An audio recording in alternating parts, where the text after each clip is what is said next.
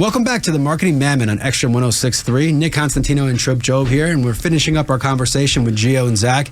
And we left Gio on a cliffhanger, so he better have a damn good thing to say here because he got some number prepared. So right. we were joking. We were talking a little bit about scale, and it's a constant conversation that comes up, especially having to do with marketing, because it's when marketing has to switch. It has to go from that, yes, we are effective with our word of mouth advertising, to we got to put that 30,000 foot ground game now. But that being said, not every business wants to scale to the point where that's necessary. So, Gio, what does scaling look like to you, which will set us up for a conversation about the future of the company and immigration in general? So we have this conversation as a conflict, right? We came into this world both kind of from the activist background. There was a group of people that we wanted to work with and we wanted to advocate for them, but we were also afraid of being broke because we came from broke backgrounds, right?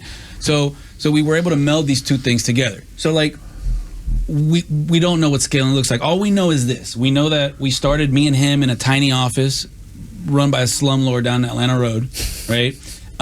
Where, like, the termites, remember, busted out of the one time when a client was there, they just busted out of the walls. We were answering our phones and faxing doing our own mailing. Now to what, 11,000 square feet, 30 employees. I mean, we've gone somewhere.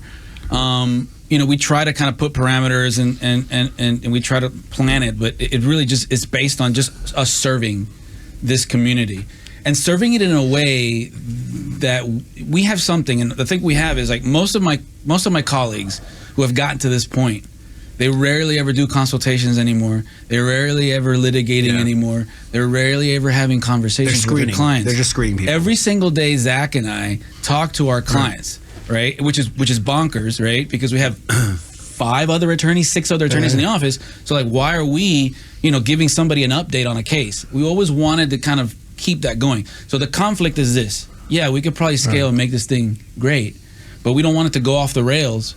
And whoever we hand it off to, we're kind of more managing the business. We don't want it to turn into some. I don't know. To be quite frank with you guys, I don't have any idea. All I know is that as we don't want to commit malpractice. We want to keep the service right. We want to serve more people because more people want us to help them. Yeah. So I don't know. So that's a good question. So let's take you two out of it, and now let's talk about the industry and the people which you serve. It seems to me that is a growing population of people. That this is a situation that is not getting better and clearer. So in theory, the scale up will be almost natural because it's happening. So what do the next couple of years look like for the industry, for you guys, for litigation, for immigration? What are you seeing? Have you seen changes in the past 2 or 3 years? Let's lay that out, because I think, again, it's a pretty in-depth conversation, but I think it's important from what we've talked about so far to go to where this is going. Do you see anything in the past 2-3 years? So I don't know. My head's been down doing the work. I think so the good thing is, and I always say this, and we're still the country that people want to go to. Yeah. And it's a blessing that it still is. I think the moment we need to be concerned is when we are no longer the country that people want to go to. And I don't see that happening anytime in the future, regardless of policy or anything like that. It's going to continue to be the country. And also, Atlanta is one of the destination cities in the U.S. that people want to come to as well. So and that's you add those two factors, and that's only going to get more so. Right, the trend is going to be there that there's going to probably be continued immigration, and it's new. Through whatever. Yeah, it's new. Legal and whatever process in Atlanta for years. I agree. It's new. I mean, relatively new, right? Yes. So, like, the Olympics, if you want to look at a point in time, the Olympics was everything, right? So around the 90s, you started seeing a lot of people from Mexico and Central America showing up here.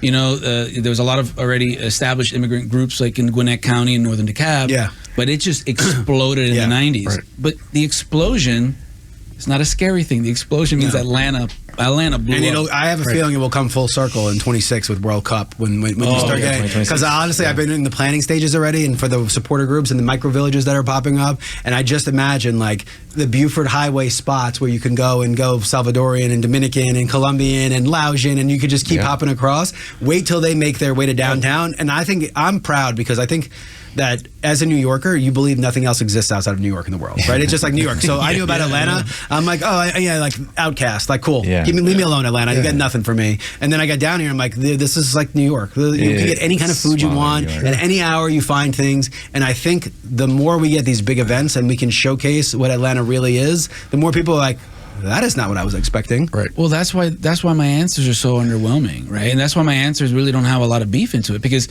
one, I'm part of the boom, right? Like my formative years are in the 90s. I speak a language other than English. As long as I'm good at what I'm doing, I don't have to sit there and spend gazillions of dollars in marketing. Maybe now we're at a point where we can consider that type of scaling, right? Yeah. We've built in the reserves, like we're good to go. We might do it, but we just been lucky that we've been good at what we do, and we speak the language. Yeah, so I know. My brother-in-laws were Puerto Rican immigrants, and they said the same thing. He's like, he's a closing attorney for real estate that speaks Spanish. He goes, plenty of people are buying houses, dude. That's all he says to me. He's like, I don't need to advertise. He's like, plenty of people, and and I think it is under.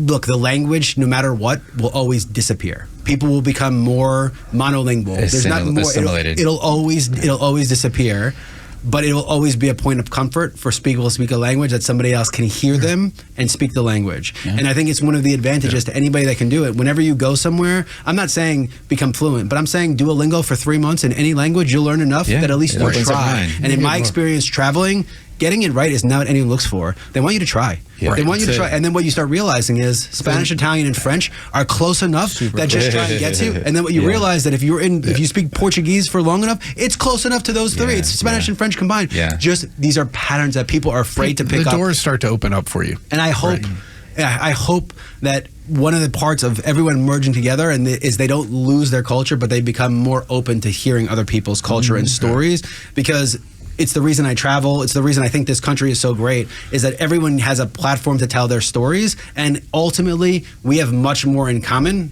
than that we don't. And I think it's important to see the work that you guys are doing, because everything comes cyclical.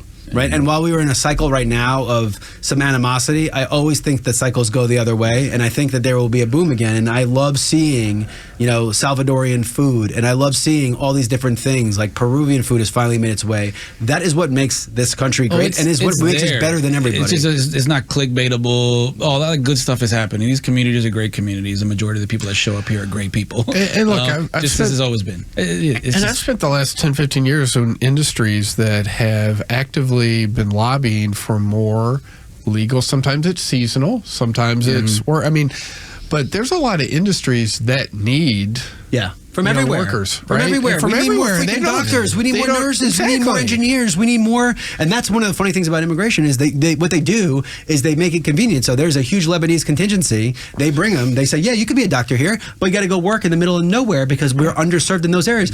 That's not a bad thing. If you're coming in here, give advantage to people who are willing to work within the parameters of where we need help. First of all, they'll be more successful. You're going to be a lot less successful fighting over the same people. Move. And I think, it was crazy. I was in Cleveland, Georgia. I'm in the mountains where you would think it's just hell, but there are more Hispanics there than there are in Atlanta, Georgia, because they keep spreading. The web keeps spreading, which is a good thing. So a good thing is, Gio and Zach, how do people, if they want to reach out to you, how do they find you? Yeah, so, honestly, I give out my phone number. Not my phone number, the office phone number. We stopped doing that many, many years ago. So the office number is 678-503-2780. And that's pretty much the way people reach out to us. But a lot of people reach out to us also on our Facebook account and Instagram.